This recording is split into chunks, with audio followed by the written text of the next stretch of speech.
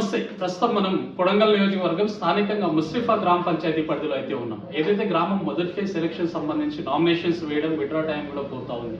So December 11వ తారీఖు రోజు voting అయితే ఉండబోతా ఉంది. ఇండిపెండెంట్ క్యాండిడేట్గా సో రామకృష్ణారెడ్డి గారి యొక్క మదర్ వెంకటమ్మ గారు అయితే బరిలో ఉండబోతా ఉన్నారు. సో వారి మాటల్లోనే అసలు అంటే పట్టుబట్టి గ్రామానికి సర్పంచ్ కావాలనే ఒక ఆలోచన ఎందుకు వచ్చింది, వాళ్ళు సర్పంచ్ కావడానికి ఈ బరిలో ఉండడానికి ప్రధాన కారణం ఏంటి, రేపు గెలిచిన తర్వాత గ్రామానికి ఏమేమి చేయాలనుకుంటున్నారు ఏంటిది, సుదీర్ఘకాలంగా రాజకీయాల్లో ఉండిన అనుభవం అయితే వారికి ఉంది. మరి గ్రామం పట్ల పూర్తిగా ఎటువంటి కార్యక్రమాలు ఎటువంటి సమస్యలను పరిష్కరించబోతా ఉన్నారు. సో రేపు గెలవడానికి ప్రచారంలో ఇంటింటి ప్రచారం మార్నింగ్ నుంచి కొనసాగిస్తూ ఉన్నారు. మరి ప్రచారంలో ఇంటింటి ప్రచారంలో జనాలకు వారి చేసే కార్యక్రమాలు ఏ విధంగా తీసుకోబోతున్నారు ఏంటిదనేది వారి మాటల్లో ఒక వివరణ తీసుకునే ప్రయత్నం అయితే చేద్దాం. నమస్తే అన్న. నమస్తే. ఎట్లా ఉన్నారు, బాగున్నారా? బాగున్నాను. సో ఇంత పెద్ద టెన్షన్ టైంలో కూడా మాకు టైం ఇచ్చినందుకు ప్రత్యేకంగా థ్యాంక్ యూ అన్న. సో ఎట్లా ఉందన్న, అంటే మెయిన్గా ఇప్పుడు మీరు సర్పంచ్ బరిలో సో మదర్ని పెట్టినా కానీ సో ఎందుకు మెయిన్గా మీరు సర్పంచ్ కావాలనే ఆలోచన పార్టీ వద్దన్న కూడా ఇండిపెండెంట్గా వేయడానికి కారణం ఏంటి, అంటే గట్టి పట్టేందుకు? నేను అభివృద్ధిని ఆశించి నేను కాంగ్రెస్ పార్టీలో జాయిన్ అయినా. మన కాన్స్టిట్యున్సీ డెవలప్ కావాలి, మన కాన్స్టిట్యున్సీ నుంచి మన రేవంత్ అన్న గెలిస్తే ముఖ్యమంత్రి అవుతాడని నేను గత ప్రజాసేవలో టీఆర్ఎస్ పార్టీని వదిలి పూర్తి స్థాయిలో అభివృద్ధి కాన్స్టిట్యున్సీ జరుగుతుందనే ఉద్దేశంలో నేను బీఆర్ఎస్లోది కాంగ్రెస్లో జాయిన్ అయినా. అదే క్రమంలో గత 20 నెలల నుంచి కూడా మా గ్రామ అభివృద్ధి కోసమని ఒక అభివృద్ధి రూపకల్పన చేసి కళా వెంకటరెడ్డి గారితో రైతులకు ట్రాన్స్ఫార్మర్లు ఏమి, మా ఊరి డ్రైన్స్ ఏమి, మా ఇరిగేషన్స్ డిపార్ట్మెంట్లో కానీ అన్ని డిపార్ట్మెంట్లు అంటే చెరువులకు కానీ పెద్ద ప్రాజెక్టులు అంటే మనం ఒక ఎమ్మెల్యే ఒకటి చేయలేని పనులని మన సీఎం గారితో చేసుకున్నాలనే ఎజెండాలో గత 20 నెలలకు వెళ్ళి కూడా ముఖ్యమంత్రి అయినప్పటికెళ్ళి కూడా ఒక ఎజెండా పెట్టుకొని ఒక అభివృద్ధి ఒక ప్రణాళిక పెట్టుకొని ముందుకు కదులుతున్నాయి. నాకు గత 15 సంవత్సరాలకి వెళ్ళి యాక్టివ్ పాలిటిక్స్లో ఉన్నాం. మేము గతంలో కూడా కాంగ్రెస్ పార్టీలో 40 సంవత్సరాల నుంచి మా కుటుంబం పనిచేస్తుంది. ఫాదర్ కూడా అంతా కాంగ్రెస్లో పనిచేస్తున్నారు. మనకు తెలంగాణ రావడము, తెలంగాణ వచ్చిన తర్వాత వచ్చిన తెలంగాణని అభివృద్ధి చేసుకుందాం అనే దృక్పథంతో మేము టీఆర్ఎస్లో జాయిన్ అయ్యి అటు నుంచి ఆ 10 సంవత్సరాలు కూడా మా గ్రామానికి కావాల్సిన సాగునీటి కానీ తాగునీటి పనులు కూడా చేయించుకున్నాం. అంటే మీ యొక్క స్వార్థంతో కాకుండా గ్రామాన్ని అంటే అధికార పార్టీ నుంచి సాధ్యమైనంత వరకు నిధులు తెచ్చి అభివృద్ధి చేయాలనేది ఎజెండా. మాకు స్వార్థ రాజకీయాలు ఏమి లేవు దీంట్లో. మేము గత 10 సంవత్సరాలకి వెళ్ళి కూడా మేము గతంలో ప్రభుత్వంలో కూడా చెక్ డ్యామ్లు, మా ఊరు చెక్ డ్యామ్ నేనే నిర్మించి ప్రణాళిక చేసుకొని అది మా ఆధ్వర్యంలో నిర్మించినాం. అప్పుడు అరకూర నిధులు ఇచ్చినా కూడా మేము పట్టుబట్టి మా ఎమ్మెల్యే గారితో గత ఎమ్మెల్యే గారితో మేము అభివృద్ధికి పాటుపడినాం. ఇంకో విషయం, మేము 3 చెరువులు కూడా మా గ్రామంలో ఇరిగేషన్ అని డెవలప్మెంట్ చేసుకున్నాం. స్కూళ్ళు మన ఊరు మనబడి అనే కార్యక్రమంలో కూడా మా స్కూల్ ఫుల్ షేప్లో కూడా కాంపౌండ్ వాల్స్ కానీ టాయిలెట్స్ కానీ అన్నీ చేసేసాం. హెల్త్ సెంటర్ని కూడా మేము గత ప్రభుత్వంలో శాంక్షన్ చేసుకున్నాము, దాన్ని పూర్తి స్థాయి చేయగలిగినాము. అండర్ గ్రౌండ్ డ్రైనేజీలు కానీ సీసీ రోడ్లు కానీ నేను ఏ సర్పంచ్ లేకపోయినా ఏ ఎంపీటీసీ లేకపోయినా కూడా నేను గతంలో ఓడిపోయినా కూడా గ్రామాభివృద్ధికి నిరంతరం కృషి చేస్తున్నాను. ఇంకోటి మా ఊరి sub station, electricity sub station కానీ ఏ కార్యక్రమాన్ని కూడా నాకు ఒక విజనరీ ఉంది గ్రామం మీద. ఇప్పుడు ముందట కూడా పూర్తి స్థాయి అభివృద్ధి అంటే గ్రామంలో ఇంకా మెరుగైన అభివృద్ధి సాధించాలంటే కొంతమంది నాయకులు ముఖ్యంగా ఇప్పుడున్న అభ్యర్థిత్వం కావచ్చు, కొంతమంది నాయకుల యొక్క ప్రొపగండా ఏంటంటే మరి ప్రొపగండా వాస్తవం అనేది ఎక్కడ అధికారం ఉంటే అక్కడ వచ్చేస్తాడు అనే విధంగా మాట్లాడుతూ ఉన్నారు. మరి దీన్ని మీరేమంటారు? లేదు, గతంలో మనకు కాంగ్రెస్ పార్టీ నుంచి వచ్చిన పిలుపు ఏంటంటే మన కాన్స్టిట్యున్సీ నుంచి ఎమ్మెల్యేని గెలిపించుకుంటే మన కాన్స్టిట్యున్సీ నుంచి ముఖ్యమంత్రి అవుతాడు, రాష్ట్రానికి ముఖ్యమంత్రి అవుతాడు, మనం పూర్తి స్థాయి అభివృద్ధి చేసుకుందాం అని అన్నందుకు నా ఎజెండా అదే ఉంది. మరి మా గ్రామ ప్రజల ఎజెండా అదే ఉంది కాబట్టి మేము ప్రజల నిర్ణయం అనుసారంగా మేము అభివృద్ధికి మక్కువ చూపి అటు సైడు రావడం జరిగింది. అంతేగాని స్వార్థంగా మాకు ఎటువంటి పర్సనల్ ఎజెండా ఏం లేదు. మేము వ్యక్తిగతంగా డెవలప్మెంట్ అవడానికి ఏమి మన ప్రాంతం వ్యక్తి ఎమ్మెల్యే సీఎం అవుతున్నాడు, సహకరిద్దాం అందరం కలిసి అనే ఉద్దేశంతో కాంగ్రెస్ పార్టీలోకి వెళ్ళి సో మనం వెళ్ళిన తరుణంలో గత 2 ఏళ్ల నుంచి సరే మీరు కూడా మీ యొక్క పార్టిసిపేషన్ అనేది ఉంది. ఎంత మేరకు ఏ కార్యక్రమాల్లో మీరు ముందర చేయించగలిగినారు? రైతులకు ట్రాన్స్ఫార్మర్లు ఇప్పించినాము.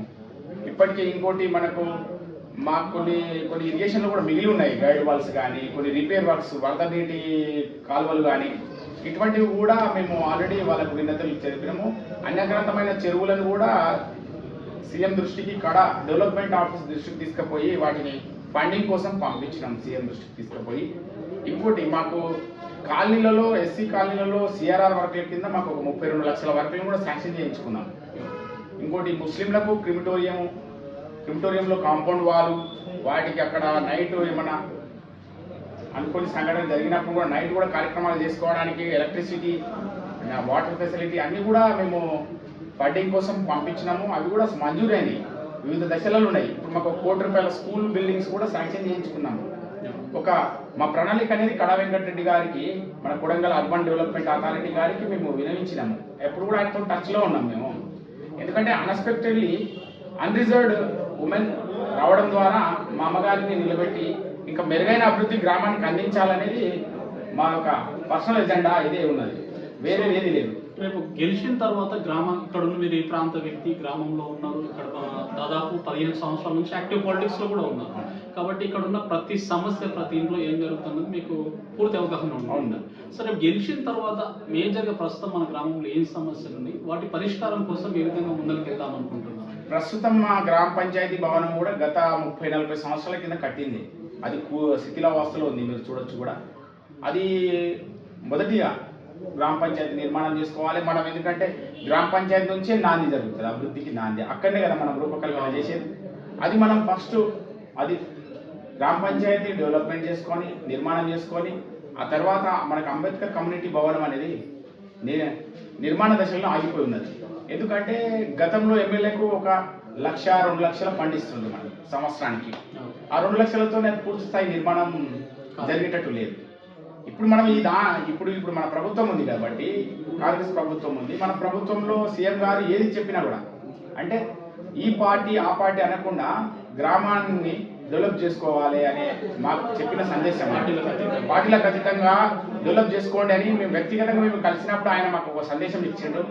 మీరు రాజకీయాలకు అతీతంగా గ్రామాలను డెవలప్ చేసుకోండి, ఈ అవకాశం మళ్ళీ రాదు, మనకు 5 సంవత్సరాలు ఈ పీరియడ్ లోపలే పూర్తి స్థాయి అభివృద్ధిని చేసుకోమని మాకు సందేశం ఇవ్వడం జరిగింది. ఆయనకు అనుగుణంగానే మేము గ్రామాన్ని రూపకల్పన చేస్తున్నాము. అంబేద్కర్ కమ్యూనిటీ భవన్ మేమి, ఇంకోటి మాకు పార్క్ కావాలి, ఇంకోటి ఆ పార్క్ నిర్మాణం చేసుకుంటాం. ఈ స్కూల్ బిల్డింగ్ ఇవన్నీ కూడా ప్రోగ్రెస్ చేసుకుంటాం. ఇంకా మా గ్రామానికి ఇంకోటి ముఖ్యమైన ఏంటంటే యువకులకు ఎక్కువ శాతం యువకులు అన్ఎంప్లాయ్మెంట్కు గురవుతున్నారు. ఎందుకంటే కాంపిటీషన్ ఎగ్జామ్స్ కూడా పోతలేరు. డిగ్రీలు బీఈడీలు చేసి ఉన్నారు కానీ ఎంప్లాయ్మెంట్ పోతలేరు. దానికి మెయిన్ రీజన్ ఏంటంటే వాళ్ళు ఒక కాంపిటీషన్ ఎగ్జామ్ తట్టుకునేటట్టు మోటివేషన్ లేదు. అటువంటి స్టడీ సర్కిల్ని ఒక కమ్యూనిటీ హాల్స్ ఏర్పాటు చేసి దాంట్లో స్టడీ సర్కిల్ని ఏర్పాటు చేయాలనేది మా ఒక ఆశయం ఉంది. మా గ్రామాన్ని పూర్తి స్థాయి అభివృద్ధి ఒక గ్రీన్ అండ్ క్లీన్ గ్రామంగా తీర్చిదిద్దాలి. ఇంకోటి డ్రింకింగ్ వాటర్ కానీ ఇంకో వాటర్ ట్యాంక్ అవసరం. మా ఊర్లో డ్రింకింగ్ వాటర్ కూడా ట్యాంక్స్ చేసినాం, గతంలో పైప్ లైన్స్ చేసినాం. గ్రామానికి మొత్తం పైప్ లైన్లో నేనే చేసిన. ఇంకోటి డ్రైన్స్ చేసిన, సీసీలు చేసిన. ఇంకా చేసుకోవాల్సింది ఇంకా చాలా ఉంది. అంటే ఎందుకంటే మనకు మెరుగైన అభివృద్ధి, మౌలిక సదుపాయాలు మా గ్రామంలో ఉన్నాయి కానీ ఇంకా బెటర్గా ఉండాలనేది నాకున్న ఆకాంక్ష. మా గ్రామ ప్రజలు కూడా ఇప్పుడు మొన్న కూడా ఈ గ్రామ పంచాయతీ ఎలక్షన్స్లో ఒకే పార్టీలో ఉన్నాం మేము. మాకు అవకాశాలు ఏమన్నారు, ఎంపీటీసీ అవకాశాలు, అటువంటి అవకాశాలకు వెళ్ళమని కొంతమంది చెప్పిండ్రు. ఏది ఆ పార్టీలో పాత వాళ్ళు. కానీ గ్రామస్తులు నన్ను పట్టుబట్టి ఖచ్చితంగా మీరు నిలబడాలి, ఎప్పుడు కూడా మీరు గతంలో 12 సంవత్సరాల కిందట ఓడిపోయినా కూడా నిరంతరం ప్రజలలో ఉండి మా గ్రామ సమస్యలు, డ్రైన్స్ ఏమి, రోడ్లు ఏమి, పెన్షన్స్ ఏమి, రేషన్ కార్డులు 54 రేషన్ కార్డులు ఇప్పించినాం, ఒక 125 సిలిండర్లు ఇప్పించినాం. ఏ సమస్య వచ్చినా కూడా నేను అక్కడ లోకల్ సర్పంచ్తోని మాట్లాడి చేయిస్తుంది. మండల జడ్పీటీసీల గారితో కానీ ఎంపీపీతో కానీ కోఆర్డినేట్ అయ్యి పనిచేస్తుంది.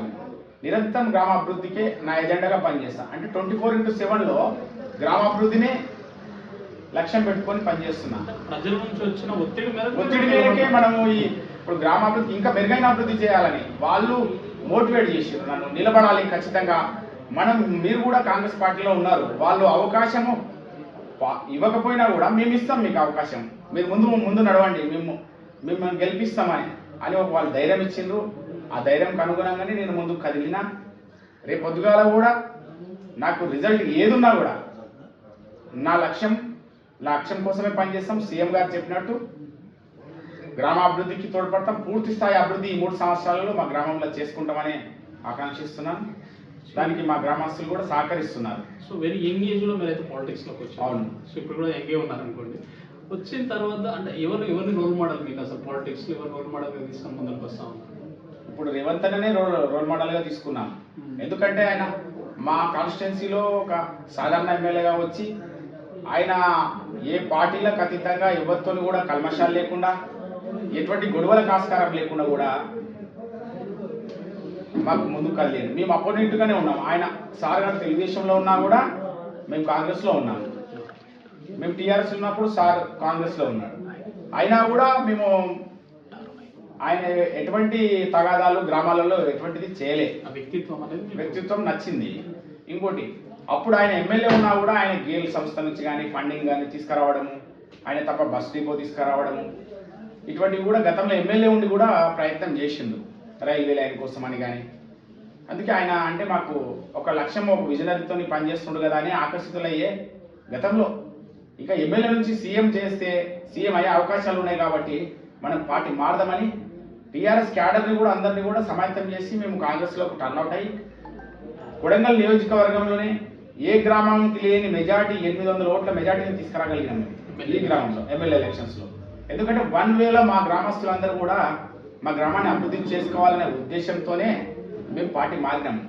సార్ కూడా మాకు సహకరిస్తుండు, దాని లెక్క సహకరిస్తుండు. కానీ మీకు తెలిసి ఉంటుంది పార్టీలో ఒకే దాంట్లో ఇద్దరు ఇమ్మడలేరని.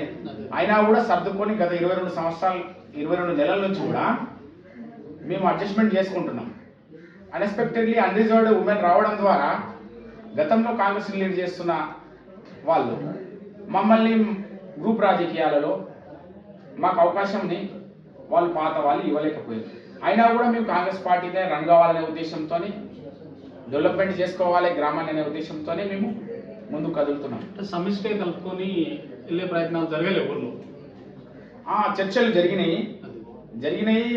ఆయన పాత వాళ్ళు పట్టుబట్టడము, మేము గ్రామస్తులు మమ్మల్ని ముందుండడం, వాళ్ళు కార్యకర్తల అభిష్టం మేరకే వాళ్ళు ముందుకు కదలడం, ఇటువంటిది జరిగింది. సో ఏదేమైనా ఒక రాజకీయంగా మీకున్న సత్సంబంధాలతో, సరే మీరు ఇప్పుడు ఇండిపెండెంట్గా ఉన్న మంచి పరిచయాలు కాంగ్రెస్ పార్టీలో ఉన్నాయి. సో ఆ సత్సంబంధాలతో గ్రామానికి ఏం కావాలనో ప్రతిదీ రేపు గెలిచిన తర్వాత తీసుకురాగల సామర్థ్యం మీకైతే ఉందనుకోవాలా? ఉంది. ఎందుకంటే మాకు పూర్తి అవగాహన ఉంది. ఒక ఇంటికి పోతే ఆ ఇంట్లో నేను పెన్షన్ ఇచ్చినా ఇంకెవరికి ఇంకేమి ఇవ్వాలి, వాళ్ళ దగ్గర ఏం పెండింగ్ ఉంది, రేషన్ కార్డ్ పెండింగ్ ఉందా, ఒక పట్టదారు పాస్ పుస్తకము వాళ్ళకు ఒక డిజిటల్ ప్రాబ్లమ్స్ ఉన్నాయా, ఈ 3 అంశాలు ఏ సమస్య అయినా వాళ్ళు ఓపెన్గా నాకు చెప్పుకుంటారు ప్రజలు. ఎందుకంటే నిరంతరంగా నేను వాళ్ళతోనే కలివిడిగా తిరుగుతాను. ఎందుకంటే ప్రతిరోజు ప్రజా సమస్యల విషయంలోనే తెలుసుకొని వాళ్ళకు సేవ చేయాలనే మోటోతోనే వచ్చినాను. కాబట్టి ప్రతి ఒక్కరి గురించి నాకు బాగా తెలుసు. రేపు డిసెంబర్ 11వ తారీఖు రోజు ఓటింగ్ అయితే ఉండబోతుందన్న మన గ్రామంలో. సో మరి ముస్రిఫా గ్రామ ప్రతి ఒక్క ఓటర్కి మన ఛానల్ తరఫున ఏం చెప్పదలుచుకున్నారు? ముస్రిఫా గ్రామ ప్రజలకు మన ఛానల్ ద్వారా చెప్పదలుచుకున్నది ఏంటంటే, నేను గత 12 సంవత్సరాల నుంచి నేను ఓడిపోయినా, ఎన్ని ఒడిదుడుకులు వచ్చినా కూడా మీ సేవలు ఎటువంటి ఆటంకం కలిగించలే, స్వార్థం కోసం ఎటువంటిది చూసుకోలేదు. ఎందుకంటే గతంలో వేరే వాళ్ళు సర్పంచులు ఉన్నా, ఎంపీటీసీలు ఉన్నా, వాళ్ళు అందుబాటులో లేకున్నా కూడా నేను మీకు ఏ విషయంలో అయినా కూడా ఏ రకంగా సహకరించినో అంతకు మెరుగైన సర్వీస్ మీకు అందిస్తానని, ఇంకోటి గ్రామాన్ని తీర్చిదిద్దడంలో కానీ, ఇంకోటి ఏ విషయంలో కల్మషం లేకుండా అన్ని పార్టీలతో కలిసి గ్రామాన్ని అభివృద్ధి చేసుకుంటానని మీకు మాటిస్తున్నాను. సో ఇది ఏదైతే రామకృష్ణారెడ్డి గారి మాటల్లో స్థానికంగా అంటే వారు ఒక పొలిటికల్ ఫ్యామిలీ నుంచి ఇంతకుముందు కూడా వర్క్ చేసిన అనుభవం అయితే ఉంది. సో వెరీ యంగ్ ఏజ్లో పాలిటిక్స్లోకి అయితే వచ్చారు. సో డైరెక్ట్ పాలిటిక్స్లోకి వచ్చి కూడా దాదాపు 15 సంవత్సరాలు అయితే కావస్తుంది. తెలంగాణ వచ్చినప్పుడే మన రాష్ట్రం అభివృద్ధి చెందాలి. సో దాంట్లో ముఖ్యంగా ముస్లిఫా గ్రామ ప్రజలకు కూడా సహాయ సహకారాలు అందించాలనే ఉద్దేశంతో బీఆర్ఎస్ పార్టీలోకి వెళ్ళడం జరిగింది. అక్కడ కూడా అంటే స్వార్థ రాజకీయాలతో కాదు, స్వార్థంగా ఏదో సంపాదించాలనే ఉద్దేశం కాకుండా నా గ్రామ ప్రజలకు నేను సేవ చేసుకోవాలి, సాధ్యమైనంత సమస్యలు నేను పరిష్కరించాలనే ఉద్దేశంతో బీఆర్ఎస్ పార్టీలోకి వెళ్ళిన తరుణంలో లాస్ట్ మూమెంట్లో ఎమ్మెల్యే ఎలక్షన్ బిఫోర్ మళ్ళీ మన ప్రాంతం వ్యక్తికి సీఎం అయ్యే అవకాశాలు ఉన్నాయి, అవుతాడు. మన ఎమ్మెల్యే గెలిస్తే పక్కా సీఎం అవుతాడనే ఉద్దేశంతో మళ్ళీ కాంగ్రెస్ పార్టీలోకి వెళ్ళడం జరిగింది. స్థానికంగా ఉన్న ఈ ప్రాంతం వ్యక్తి ఎమ్మెల్యే అయిన రేవంత్ రెడ్డి గారికి ఒక మంచి మెజారిటీ ఇచ్చే ప్రయత్నం కూడా చేశారు. దాదాపు 800 మెజారిటీ కూడా ఇవ్వడం జరిగింది. సో ఇవన్నీ పరిణామాలు చూస్తుంటే కేవలం గ్రామం కోసం నేను ఏ పార్టీలో ఉన్నది ముఖ్యం కాదు, నా గ్రామం నాకు ముఖ్యం, నా గ్రామ అభివృద్ధి నాకు ముఖ్యం, నా గ్రామ అభివృద్ధి నాకు ఎజెండా అని ఒక మోటోతో ఆయన పాలిటిక్స్లో చేస్తున్నట్టు మనకు అనిపిస్తూ ఉంది. కాబట్టి డిసెంబర్ 11వ తారీఖు రోజు ఓటు వేసే ప్రతి ఒక్క ముస్లిఫా ఓటర్ వీటన్నిటిని ఆలోచన చేసుకొని మనకు కష్టకాలంలో మనకు అవసరం ఉన్నప్పుడు మనకి ఏదన్నా ఇబ్బంది అయినప్పుడు అండగా ఎవరు నిలబడతారు, వీటన్నిటిని బేరీజ్ వేసుకొని సరైన వ్యక్తికి, సమర్థవంతమైన వ్యక్తికి, ఒక డబ్బుకు, ఒక మద్యానికి, వీటన్నిటికి ఎక్కడ లొంగకుండా ఒక 4-5 డేస్లో ఎలక్షన్స్ అయితే కంప్లీట్ కాబోతుంది. కానీ నెక్స్ట్ వచ్చే లీడర్ దాదాపు 5 సంవత్సరాలు మీకు అందుబాటులో ఉంటాడా లేదా, రేపు అధికారులతో కూడా మంచి సత్సంబంధాలు ఉన్న లీడర్ ఉన్నప్పుడే స్థానికంగా గ్రామానికి ఏ సమస్య వచ్చినా దాన్ని పరిష్కారం తీసుకెళ్ళగలుగుతారు. సో వీటన్నిటిని బేరీజ్ వేసుకొని ఆల్రెడీ ఇప్పుడు పొలిటికల్గా ఉన్నారు, చూసిర్రు ఎట్లా ఉంటారు, ఎట్లా వర్క్ చేస్తాడు, ఏంది ఎక్కడ ఏంది అనేది. వీటన్నిటిని బేరీజ్ వేసుకొని డిసెంబర్ 11వ తారీఖు రోజు ఓటు వేసే ప్రతి ఒక్క ముస్లిఫా ఓటర్ సరైన వ్యక్తికి, సమర్థవంతమైన వ్యక్తికి అధికారం ఇచ్చి సర్పంచ్ సీట్లో కూర్చోబెడతారని కోరుకుంటా ఉన్నాం. Okay, thank you.